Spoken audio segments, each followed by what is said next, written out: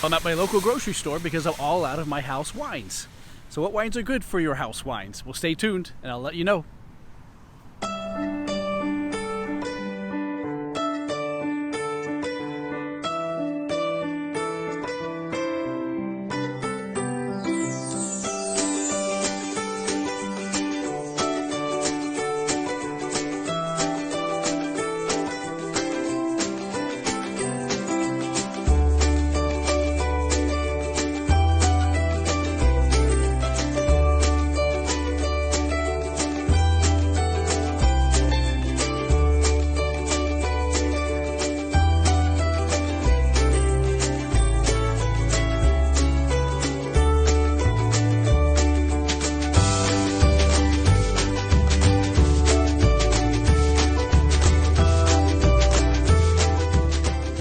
Welcome to this week's episode.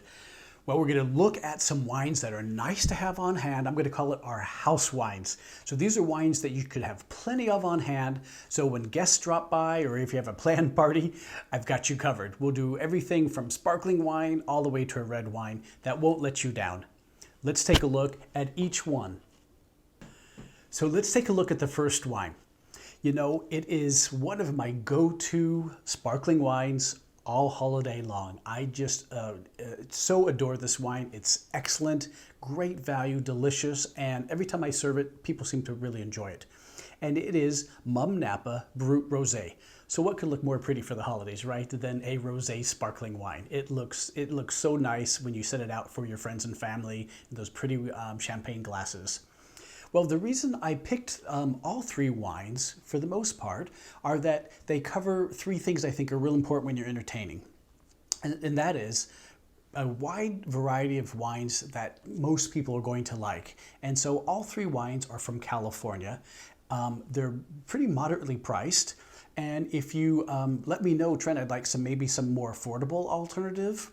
We've got those. And if you wanted to spend maybe a little bit more, you could do that too. So all three wines are sort of right in the middle range, all around the $15 to $20 range. Because again, depending on how big your party is, if you're having, 50 people over, you may want something that's a little bit more budget conscious. And if maybe only having a group of 8 people over, you can maybe splurge a little bit. It's totally up to you, lots of flexibility. So the Mumm Napa Brut Rose is the sparkling wine of my choice, and it's my house one because it's so delicious. It looks great. It has some nice little acidity. It has some bright cherry notes to it, even a little bit of cranberry. It goes with so many things, especially around the holidays. We have lots of French cheeses and pâtés and things of that nature, and salmon. It could be cold salmon, it could be poached salmon, grilled salmon if you'd like. So it's just one of those sparkling wines that's great for appetizers, it's great for mingling, and it's great for if you want to serve it with something that's more substantial. So look for the Mumm Napa Brut Rose, and I think you cannot go wrong. Our second wine is a gem, and this is easy to find at most places and it won't break the bank. Very affordable. I've seen it at Trader Joe's for $10 and I've seen it at Total Wine for about $15. And it is Pine Ridge Chenin Blanc plus Viognier. And it's appeared in several of my other episodes, and I thought, when people were asking me for what are some great house wine recommendations, I had to put this one down as a white wine. Because the Chenin Blanc is such a friendly grape, and a lot of people don't know about it, which is sad because it's so good, but now you do. And Viognier is another approachable wine. So I thought, well, maybe instead of picking a Chardonnay, which sometimes we get too dry or too oaky or too buttery, and that may throw some people off. Or if we went something that was a little too much on the sweet side, well, then the people who like dry wines, or what are they going to have?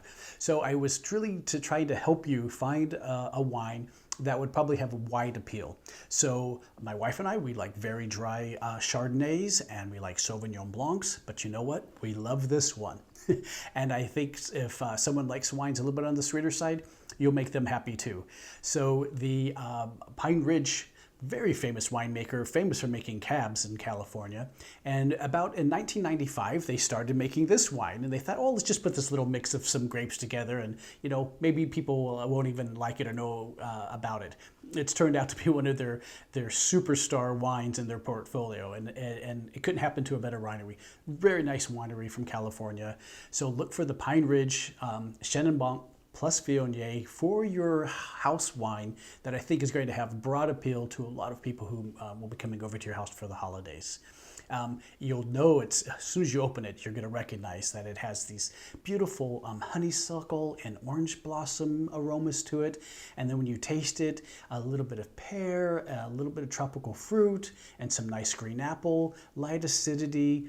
Just a delightful one that I think will also go well by sipping by itself, which I've done many times, and it also goes very well with a wide range of appetizers that you'd probably have available at your holiday party. So I think you cannot go wrong, and I'd love to know if you already have tried this one and like it, and if you used it at your party, please let me know how it turned out. So there you go, your white wine, house wine, to get you through the holidays. So of course I had to get a red wine for all the red wine lovers who are going to be at your party. So you need a house wine that is a go-to red wine that you don't have to worry is it going to be too dry or is it going to be too sweet. I think I picked one that's going to really hit the mark. Well, it's going to be the La Crema, one of my favorite wineries, and this time I decided to pick the Sonoma Coast Pinot Noir. Now, you've probably seen some of my other episodes where I'm looking at some of the other La Crema Pinot Noirs, so they have a pretty big range of Pinot Noirs. That's one of their specialties, is Pinot Noirs in California and also in Oregon. So the Sonoma Coast is flexible. I think it's not too dry and it's not too sweet. Very appealing. It can be drunk on its own, sipping as people are mingling, and it goes with a lot of appetizers, pate and your sausages and your cheeses, whatever you have out there. I think it makes a very nice accompaniment. So that's why I thought the Pinot Noir would be a pretty safe bet for you. And hopefully you like it, but I think your guests will also like having sort of a very approachable red wine that isn't too extreme and kind of right down the middle and easygoing. So let me know what you think, especially what you thought of the wine and what your guests thought of the wine. I think I've got you covered. So for our house wines, my criteria again was I wanted to find something, wines that were from California, because it's been my experience that the wines from California are nice and approachable, have a wide appeal, and you'll have all kinds of guests coming over. So I thought, let's stick with something that's very friendly and won't be too extreme. We want them focused on having a good time and for you to have a good time, and not too much of a focus on the wine itself. So the other thing I wanted to look at was budget, right? So I didn't want to get anything too high end or anything that was maybe too budget friendly unless you want to. So let me know if you want something that maybe a little, stretch the budget a little bit more, or you want to be just a little bit more conservative on your 3 wine choices. With the ones I've chosen, from the sparkling to the white wine to the red, we have a lot of flexibility. We can go higher end, we can go a little more budget friendly. Not a problem. Just let me know how I can help. And then I wanted something that was, of course, food friendly, right? Because we want these wines to be able to go with whatever you're serving at your holiday parties. So I think these wines sort of hit the mark. And this idea came to me because I was at a work event and I had got some great comments and some great suggestions for some shows. So a great shout out to all of my colleagues and my teammates who gave me the idea for, like, Trent, it'd be so nice if we knew what would be some nice wines to have on hand. What could be our house wines? So that's what this episode's for. House wines to get you through the holidays. And you know what? Just nice to have on hand all year long. Well, thank you for being such loyal subscribers. I appreciate all of you. Thank you for sharing it with your friends and family and, of course, your coworkers. I do love mine. So all this talk about wines made me thirsty. So until next time, everyone, cheers.